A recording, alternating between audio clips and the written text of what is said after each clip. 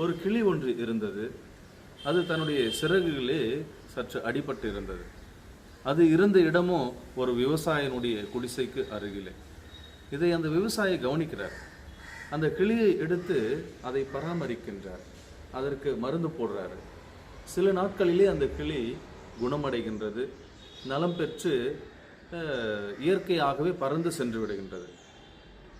சில நாட்களுக்கு பிறகு அது இந்த விவசாயியை தேடி வருகின்றது.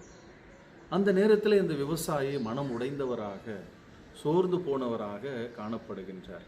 ஏனென்றால் அவர் தன்னுடைய நிலத்திலே இட்ட அந்த விளைச்சல் அவர் எதிர்பார்த்த அளவிற்கு பலனை கொடுக்கவில்லை. எங்கே பார்த்தாலும் பூச்சி. இதை அறிந்து கொண்டு அந்த கிளி என்ன செய்து திரும்பி சென்று தன்னுடைய உடனிருந்த மற்ற கிளிகளை அழைத்து கொண்டு வந்து அந்த விளை நிலத்தில் இருந்த எல்லா பூச்சிகளையும் கொன்று விடுகின்றது, தின்று விடுகின்றது. இது அந்த கிளி அந்த விவசாயி தனக்கு செய்த அந்த செயலுக்கு கைமாறாக நன்றியாக செய்த ஒரு செயலாக அந்த கிளி அதை கருதியது.